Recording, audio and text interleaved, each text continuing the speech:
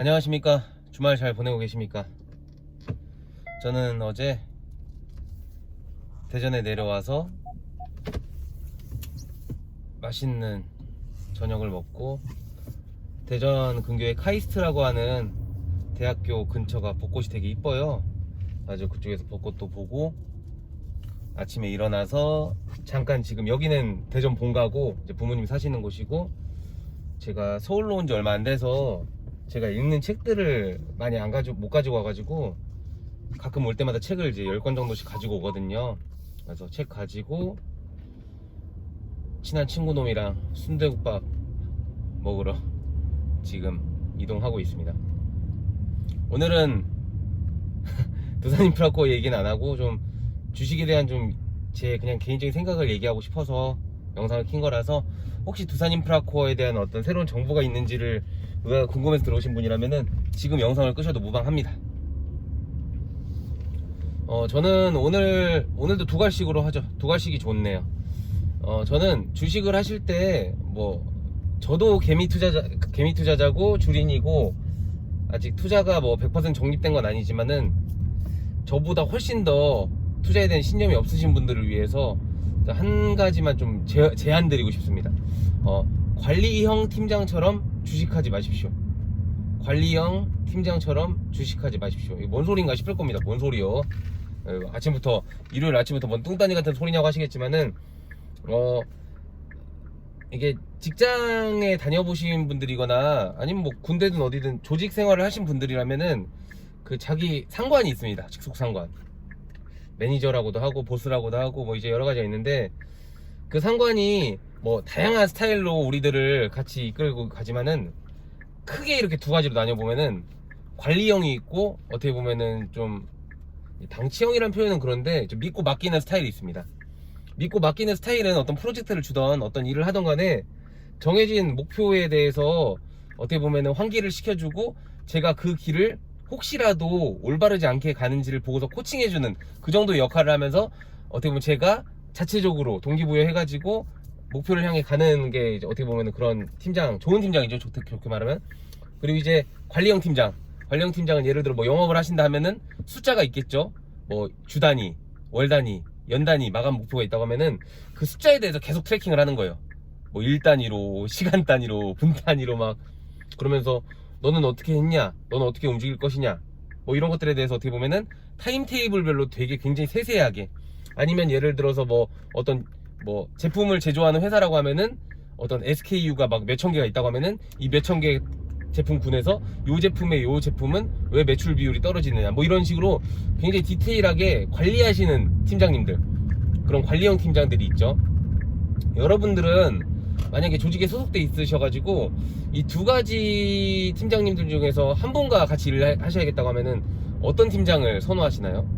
이건 물어볼 필요가 없죠. 거의 대부분은 자기를 믿고 알아서 하게 내버려둔 팀장들을 좋아합니다. 우리는 관리형 팀장을 되게 싫어합니다. 왜냐면 중장기적인 제 비전을 세울 수도 없고, 단기적인 어떤 숫자나 성과에 급급하다 보니까 어떻게 보면은 중장기적으로 해서는 안 될 행동들을 하게 돼요. 그리고 그 안에서 편법이나 어떻게 보면은 좀 옳지 않은 행동, 그리고 나와 거래하는 사람들에게 신뢰를 저버릴 수 있는, 그리고 이제 경쟁하는 시장이나 필드에서도 나름대로의 상도덕이라는 게 있는데, 그런 것들을 저버려야만이 성공하게 되는 경우가 있죠. 물론 아닐 수도 있지만. 그리고 대부분의 사람들은 그런 식으로 계속 주 단위, 월 단위, 일 단위로 압박을 받으면은 판단이 흐려지고 좀 근시안적으로 할 수밖에 없습니다. 그렇기 때문에 누구나 그런 팀장 밑에서 일하고 싶진 않을 거예요. 근데 대부분의 사람들이 그런데 주식은 관리형으로 합니다. 이 말이 무슨 말이냐? 주식을 어떻게 사시는지 모르겠지만, 예를 들어서 굉장히 어떻게 보면 굉장히 건강하게 내가 기업 분석을 하고, 이 기업의 미래 가치에 비해서 현재 주가가 너무나도 저평가이기 때문에 나는 좀 중장기적 1년이나 6개월을 보고서 들어가겠다, 아니면 3년 5년의 장기를 보고 들어가요. 그러면은 자기가 기업 분석을 했던 게 시나리오가 있고, 그 안에서 왔다 갔다 진폭이 있을 거 아니에요. 근데 관리형 팀장처럼 매일, 매 시간, 매 분 주가를 보면서 왜 주가가 안 오르냐고 짜증을 내는 거예요. 공감하시나요? 공감을 안 하실 수도 있어요. 나는 그렇지 않은데요. 나는 중장기 투자를 스윙 이상의 어떤 포지션을 잡았다면은 HTS나 MTS는 절대 보지 않습니다라고 하는 분 계시나요? 뭐 그런 분들은 제 영상을 사실 보실 필요도 없고 안 보실 거예요. 그 정도 되시는 분들은 뭐 굉장히 주식에 대한 어떤 정말 이해도나 어떻게 보면은 그런 것들이 깊으신 분들이라서 저 같은 허접 얘기는 안 들으실 거고, 거의 대부분은 어떤 시나리오를 짜셨던 간에 거의 매일 매분 매 시간을 그 주가 호가창을 보면서 스트레스 받습니다. 뭐 즐거워할 때도 있지만 거의 대부분 스트레스 받지 않을까요? 다들 아시는 너무 기본적인 얘기지만은 첨언을 하나 드리자면은, 예를 들어 A라는 주식이 현재 위치에서 1년 뒤에 무조건 10%가 오릅니다. 무조건 10%가 올라요. 예를 들어서 그런 주식이 있다고 쳐요. 그런 신의 주식이. 그러면은 내가 지금 샀어요. 그럼 1년 동안 그냥 내버려두면 되잖아요. 근데 그 1년 동안 10%를 영업일 기준으로 나눠가지고 뭐 0.5%든 아니면 0.1%든 차곡 우상향해서 점진적으로 올라가는 적금 같은 주식이 있나요? 만약에 있으면 저 알려주세요. 제가 봤던 주식 중에 그런 주식은 하나도 없습니다. 다 1년 뒤에는 10%를 갈지언정 그 중간엔 수많은 히스토리가 있습니다. 올랐다 내렸다 올랐다 내렸다 아주 그냥 우리들 혼을 막 쏙 빼놔요. 그냥 주가창만 보고 있으면은 지금이라도 당장 대공황이 펼쳐진 것 같고, 주시장을 보고 있으면 지금이라도 코로나가 종식되고 정말 대호황이 펼쳐지는 착각에 빠질 때가 있습니다. 주식시장이라는 게 그렇게 변동성이 강하잖아요. 하지만 목표한 바로는 꾸준히 갑니다. 결국에 기업의 가치인 펀더멘탈과 실적에 수렴할 수밖에 없는 게 주식이라고 저는 생각을 하거든요. 근데 우리가 매일 매시간 매분 그걸 보게 되면은 우리가 최초에 계획했던 그 원대한 시나리오, 그 시나리오가 맞을 수도 있고 틀릴 수도 있지만 그 시나리오를 우리가 수행하는데 큰 제약이 따릅니다. 왜냐면 우리는 사람이기 때문에, 우리는 로봇이 아니기 때문에 그 흔들리는 주가 속에서 내 판단이 흐려질 수밖에 없습니다. 그럴 때 갑자기 종토방에 누가 그걸 띡 하나 올리는 거죠. 지금 털지 않으면 끝난다. 자, 뉴스가 하나 있는데 이 뉴스는 터지는 순간 진짜 하한가 예약이다. 지금 팔지 않는 바보다. 평소 같았으면은 웃기지도 않은 그런 찌라시들이에요. 근데 이 9시부터 3시 반까지의 그 엄청난 그 장의 변동성 안에서 그런 말도 안 되는 찌라시 하나 띡 받았을 때 우리들 마음이 보통 진짜? 헐, 어떻게? 일단 뺄까? 나중에 다시 재진입하면 되니까. 손절 괜찮아 빼죠. 그 사람은 분명히 그 종목을 들어갔을 때 1년 안에 10%가 오를 거라는 확신이 있었기 때문에 주식을 산 거일 겁니다. 근데 매일매일 보다 보면은 그게 잘 안 된다는 말씀을 드리는 거예요. 우리가 일할 때도 예를 들어 내가 기획 파트에 있던, 인사 파트에 있던, 아니면 영업 파트에 있던, 뭐 무슨 일을 하던, 아니면 내가 연구를 하시던 간에, 리서치를 하시던 간에, 우리는 보통 1년에 연계획을 짜고 월계획을 짜고 주계획을 짭니다. 보통 그렇죠. 보통 회사나 이런 데는 자영업을 하시는 분들도 마찬가지실 거예요. 그러면은 사실 좀 크고 길게 봐야 됩니다. 우리가 막 열심히 일을 했어요. 일을 해서 사람들이랑 관계를 개선하고 뭔가 그 사람들에게서 우리 쪽 뭔가 긍정적인 시너지가 나올 수도 있다고 생각을 해요. 근데 그게 바로 내가 딱 그 사람 만난 순간에 바로 딱 터지나요? 수주가 터지고 사인이 되고 앞으로 우리랑 거래합시다가 되나요? 절대 안 되는 거 누구나 다 아시잖아요. 시간을 들여야 돼요. 시간을 들여서 조금씩 하다가 그 시간에 우리 감정의 계좌가 이제 만기가 됐다고 도래한 시점에 갑자기 팡 뜨는 거예요. 주식도 마찬가지입니다. 예를 들어 막 눌러요. 막 매집 세력들이 막 눌러요. 죽겠어요 진짜.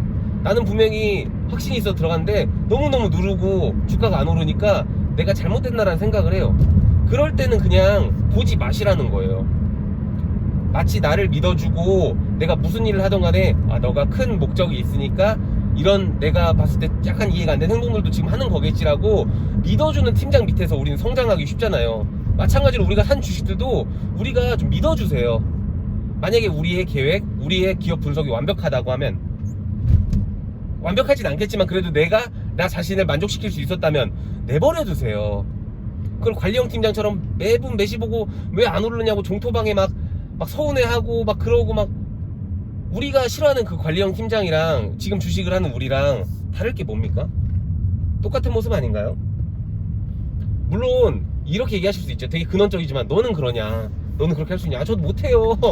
그러니까 저도 막 비난하거나 그러진 않지만은 계속 보고 힘들 때도 있고 즐거울 때도 있죠. 뭐 저 사람이잖아요. 저 알파고 아니잖아요. 그럼에도 불구하고 그런 행동들을 최소화하자는 겁니다. 다시 두산인프라코 잠깐 얘기하자면은 전 두산인프라코의 성장성을 단기적으로 보지 않거든요. 인적 분할에 대한 재료와 그리고 공매도가 슛 커버링을 하는 거에 대한 재료는 되게 단기적인 수급에 대한 부분이지 이 기업의 펀더멘탈에는 전혀 영향이 없어요. 저는 이 기업의 펀더멘탈과 미래 성장 가치와 국제 건설 기계 시장에 지속적인 호황 사이클을 보고서 중장기적으로 들어왔는데 공매도가 숏커버링을 하든 안 하든 저랑 무슨 상관인가요? 인적 분할 전에 최대한 많이 올랐을 때 털고 나온 다음에 다시 인적 분할 끝난 다음에 시초가가 낮을 때 지지는 게 저랑 무슨 상관인가요? 저는 그렇게 테크니컬하게 주식 안 해요. 그리고 그렇게 테크니컬하게 주식 하시는 분들 존경하고 대단한데 그거는 주식을 생업으로 하시는 분들, 전업 투자자분들만 가능한 매매 행위라고 저는 자신있게 말할 수 있습니다. 우리 대부분 직업 있고 직장을 있고 개인 사업을 하면서 주식은 어떻게 보면 금융 투자의 하나로서 하는 거잖아요. 그럼 그거에 맞게 시간을 쓰시라는 겁니다. 그게 올인하지 마시고.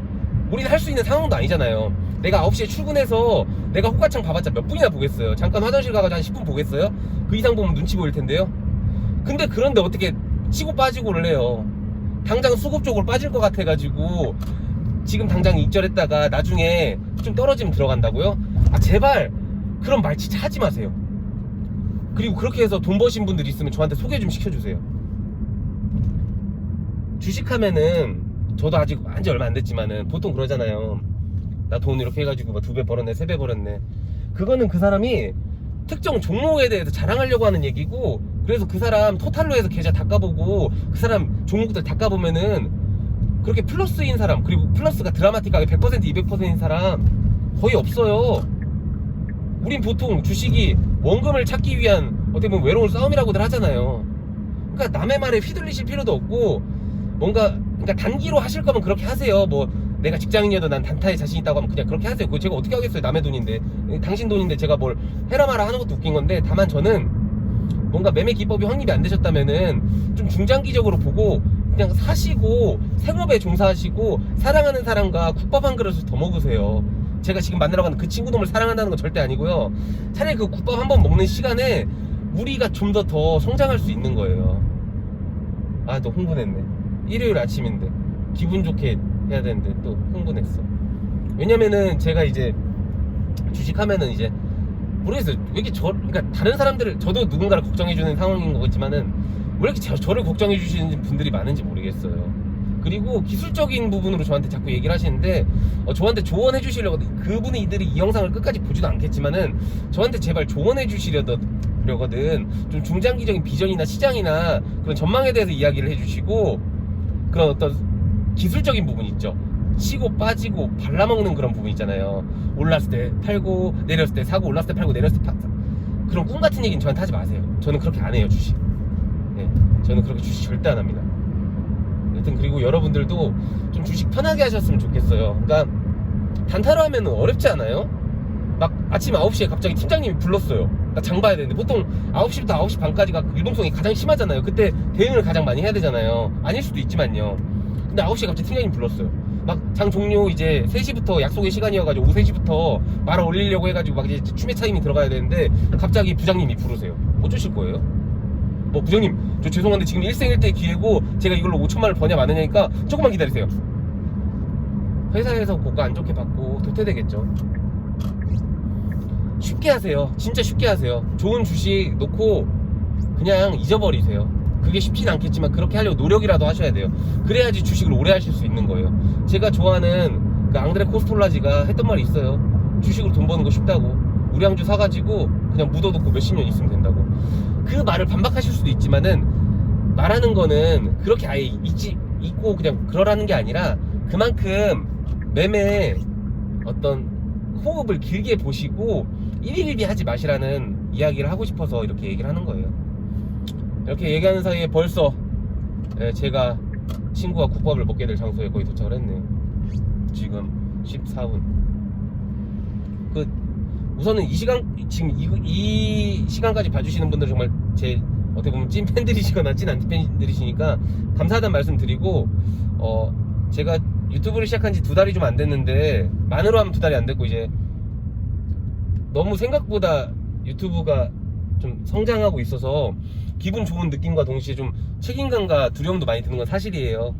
그래도 저는 제 스타일을 버릴 생각이 1도 없기 때문에 지금처럼 하고 싶은 말 다 하고, 그거에 대해서 만약에 뭐 별로 싫어하는 분들은 뭐 안 보시면 되겠죠. 네. 원래 저는 그렇게 생각합니다. 모든 사람을 만족시킬 수는 없어요. 그거는 불가능한 일이죠. 말도 안 되는 일이기 때문에 저는 제가 하고 싶은 대로 하고 저를 좋아하는 사람들과 행복하게 살겠습니다. 자, 이제 주차를 해야 되는데, 이게 보니까 이렇게 밖에 나와는 풍경 보고서도 어딘지 아시는 분들이 좀 왕왕 있더라고요. 되게 신기하신 것 같아요. 자, 가세요. 되게 안전운전 하시네. 안전운전 하시네. 여기는 탈 수 없고, 여기다 대야겠다. 잠시만요. 흰색 줄입니다. 오, 웬일로 한 방에 들어가지? 네, 남은 주말 잘 보내시고 저는 맛있게 먹고 서울 조심히 잘 올라가겠습니다. 안녕, 주말 잘 보내세요.